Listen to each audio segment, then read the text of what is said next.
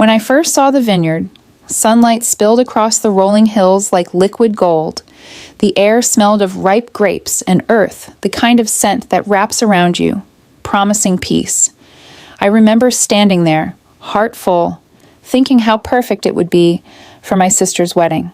It was everything she ever dreamed of: open skies, white tables under oak trees, a place where love could live freely.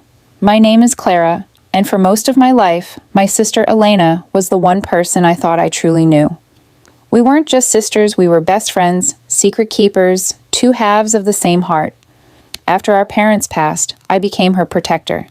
I worked 2 jobs to keep her in college, skipped vacations to help her pay rent, and watched her grow into the woman I always hoped she'd be: bright, kind, and loved. So when she told me she was getting married to Daniel, I wanted her day to be perfect. Not just good perfect. That's how the idea of the vineyard came to me. A friend of mine, a real estate agent, had told me about a property for sale, a sprawling estate on the outskirts of Napa, worth over $300,000. It wasn't cheap, but I'd been saving for years, building my little design business from scratch. "This is my gift to you," I told her when I showed her the photos. "A place that's yours for your wedding, for your memories, for your future." Elena stared at me, speechless. Her eyes filled with tears, and she hugged me so tightly that for a moment I thought all those years of sacrifice were finally worth it. "You always do too much," she whispered. "You always give until there's nothing left." I laughed. That's what sisters are for. At that moment, I believed in that laughter. I believed in the love that had carried us through every dark night, every heartbreak, every loss. But love, I would soon learn, can hide things. It can wrap lies in ribbons and call them devotion. The vineyard was breathtaking in person. Rows of vines stretched as far as the eye could see, kissed by sunlight. The farmhouse at the center had an old charm, white shutters, ivy climbing the stone walls, and a veranda overlooking the valley. I imagined Elena walking down the aisle between those vines, her veil dancing in the wind, Daniel waiting with tears in his eyes. We spent weeks planning everything together: the seating charts, the flowers, even the playlist.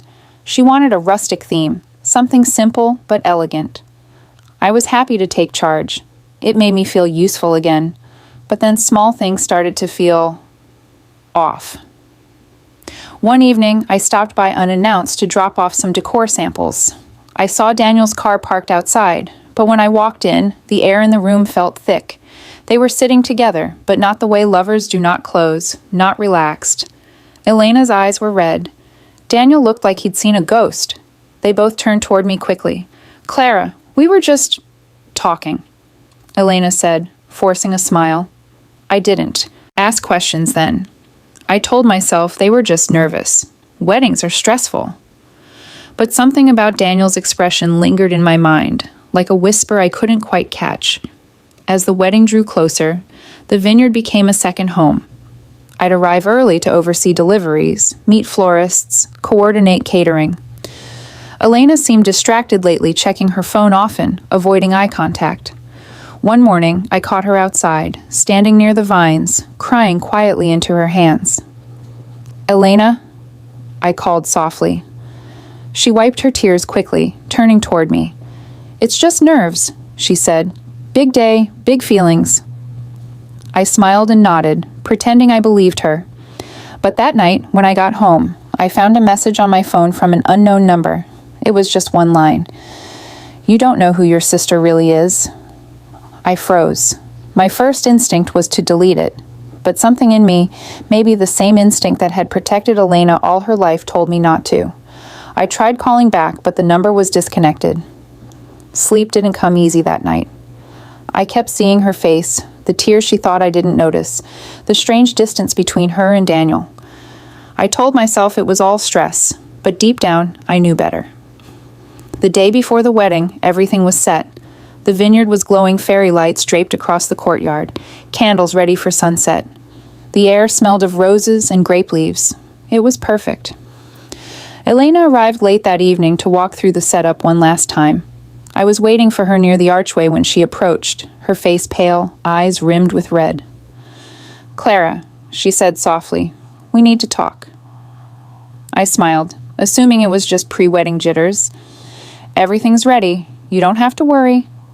No, she interrupted. Her voice trembled. Not about the wedding, about something else. A cold shiver ran down my spine. She looked down at her hands, twisting her engagement ring nervously. You did something extraordinary for me. You gave me a gift no one else ever could, but I can't marry Daniel. I blinked. What? Elena, what are you talking about? Tears welled up in her eyes as she stepped closer. Because Daniel isn't who you think he is. The world seemed to stop moving. The distant hum of crickets, the whispering wind, it all faded into silence. What do you mean? I asked, my voice barely holding. Her next words hit like ice. Daniel isn't just my fiancé, she whispered. He's your ex? For a moment I thought I'd misheard. The world blurred, sounds bending into nothingness. What did you say? Elena covered her face, sobbing. I didn't know at first. He never told me. We met years after you broke up. I didn't even recognize him from the photos. But when he finally confessed, I didn't know how to tell you. I thought I could live with it, that love could make it right. My knees weakened. The vineyard around us, once so beautiful, now felt like a stage built for betrayal. For a long, breathless moment, I couldn't move. My mind replayed her words over and over until they blurred into a painful echo. Daniel, my ex, the man who once promised me forever, then disappeared without a goodbye. He had been my first love, the kind of love that brands your heart even after years. We'd met when I was 23, at a summer art fair in San Diego. He was charming, spontaneous, the kind of man who made even ordinary moments feel cinematic. But just when I thought we were building a future, he vanished. No calls, no letters, nothing. It took me years to let go of that silence, and now, here he was again, reappearing in the most unimaginable way as my sister's fiancé. Elena, I whispered, the name breaking like glass in my throat. How could you not tell me? She sobbed harder. Because I was terrified. I didn't want to lose you. I didn't even know he was your Daniel until months into our relationship. When I realized it, I confronted him. He said your story ended badly and that he didn't deserve you. I thought maybe. You thought maybe it didn't matter anymore, I interrupted, my voice trembling, because I was supposed to be over it. She looked at me helplessly. You have every right to hate me. I wanted to. God, I wanted to. But beneath the anger was something heavier grief.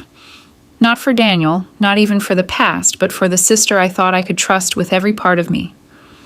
Does he know that I'm the one who bought this place? I asked. She nodded slowly. He found out last week. He tried to convince me to go through with it anyway, but I can't.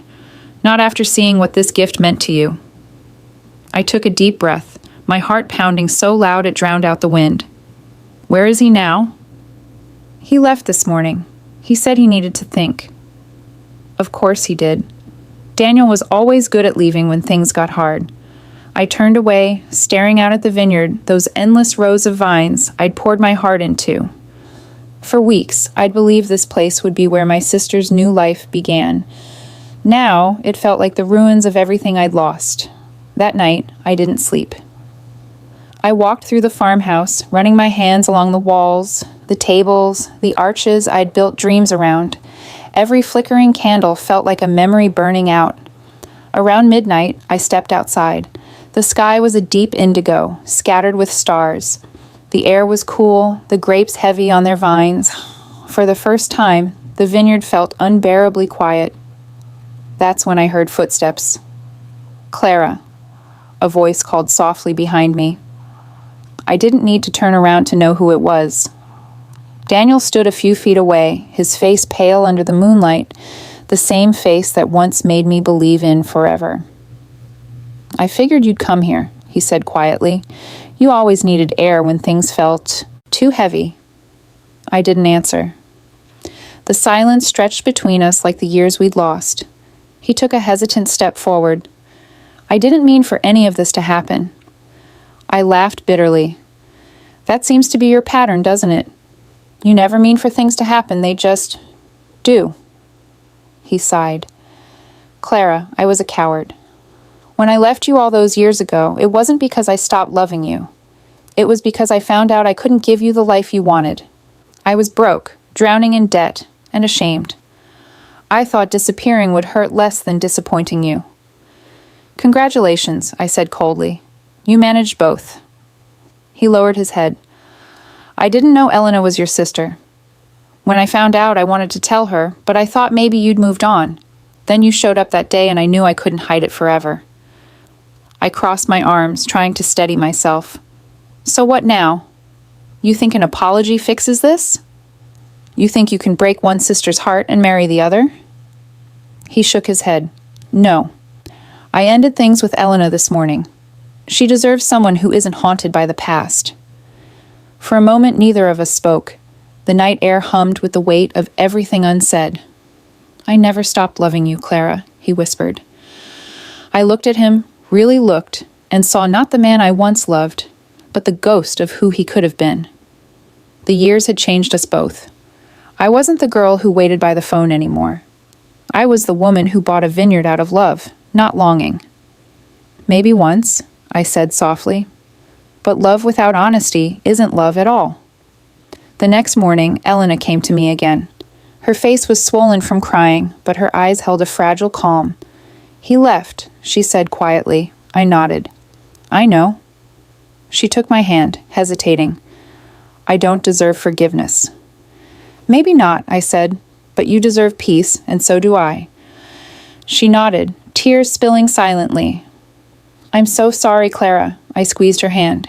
You're still my sister. You always will be. But some things will take time to heal. We stood together in silence, watching the sun rise over the vineyard, that same golden light spreading across the hills, touching everything it could reach.